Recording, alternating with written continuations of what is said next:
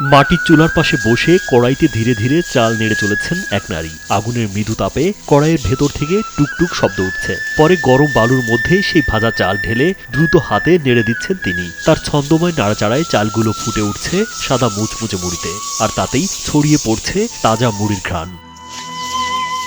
এরপর পাশে রাখা চালুনিতে তুলে ঝেড়ে নিচ্ছেন বালু, আর ঝুড়িতে জমা হচ্ছে সাদা ঝরঝরে মুড়ি। গ্রাম বাংলার এই চিরচেনা দৃশ্যে মিশে আছে পরিশ্রম, দক্ষতা আর ঐতিহ্যের গল্প। মেশিনের যুগেও অনেক জায়গায় এখনো হাতে মুড়ি ভাজার এই পুরনো পদ্ধতি ধরে রেখেছে আসল স্বাদ আর ঘ্রাণ। জীবন অবাক না করলে কে করবে? 28% মিল্ক ফ্যাটের অবাক করার সাথে ফ্রেশ মিল্ক পাউডার। জীবন অবাক করুক প্রতিদিন। মেশিনে যে মুড়িটা ভাজানো হয় সেটা ভেজাল এবং অনেক রাসায়নিক পদার্থ থাকে, তাই মেশিনের মুড়ি না খেয়ে ভাজানো মুড়ি খেয়ে দেখুন। গ্রামের অনেক গৃহস্থ ও ছোট ব্যবসায়ী চুলার আগুনে বড় কড়াইয়ে বালু গরম করে সেই বালুর মধ্যে চাল ঢেলে মুড়ি ভাজেন। এই পদ্ধতিতে তৈরি মুড়ি তুলনামূলক বেশি মুচমুচে ও সুস্বাদু হওয়ায় অনেক ক্রেতাই হাতে ভাজা মুড়ি খুঁজে থাকেন।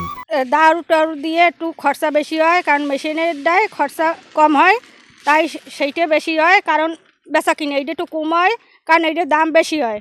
কারণ মানুষ জানে না যে হাতে ভাজা মুড়িটা কত ভালো, কিন্তু মেশিনের মুড়ি খাইয়ে অনেক অসুস্থ হয়, জীবাণু থাকে।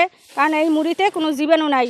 আপনারা সবাই এখানে মুড়ি বেচতে আসবেন এবং এই হাতে ভাজা মুড়িটা খাবেন। হাতে ভাজা মুড়ির জন্য বিখ্যাত ঝালকাঠির নলছিটি উপজেলার বেশ কিছু গ্রাম। প্রাচীনকাল থেকেই জেলার বিভিন্ন স্থানে হাতে মুড়ি ভাজার ঐতিহ্য রয়েছে।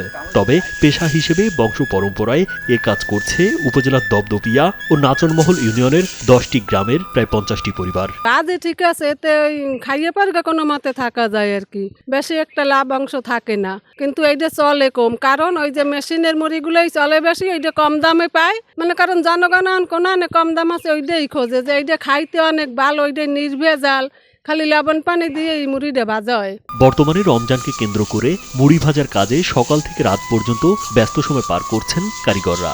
এখানকার অনেক পরিবার পেশা হিসেবে বছরের 12 মাস মুড়ি ভাজলেও রমজানে নাওয়া খাওয়ারও সময় মেলে না তাদের। পরে হাতে ভাজা মুড়িটা অনেক সুস্বাদু, অনেক ভালো।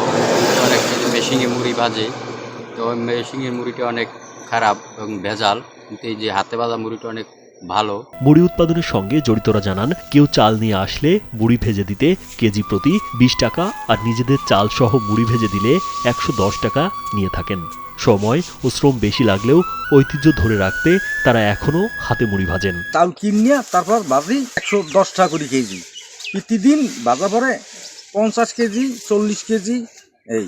কিন্তু ব্যবসার 35 বছর পর্যন্ত করি, ব্যবসা বাণিজ্য এতে কিছু থাকে আমাকে। মুড়ি ব্যবসায়ীরা জানায়, সার ও কোনো প্রকার রাসায়নিক ছাড়াই সনাতন পদ্ধতিতে মাটির চুলায় এসব গ্রামে মুড়ি ভাজা হয়। তাই স্বাদ ও স্বাস্থ্যের দিক বিবেচনা করে এখানকার মুড়ির চাহিদা দিন দিন আশেপাশের জেলাগুলোতে বেড়েই চলেছে। রাজীব বিশ্বাস, কালবেলা।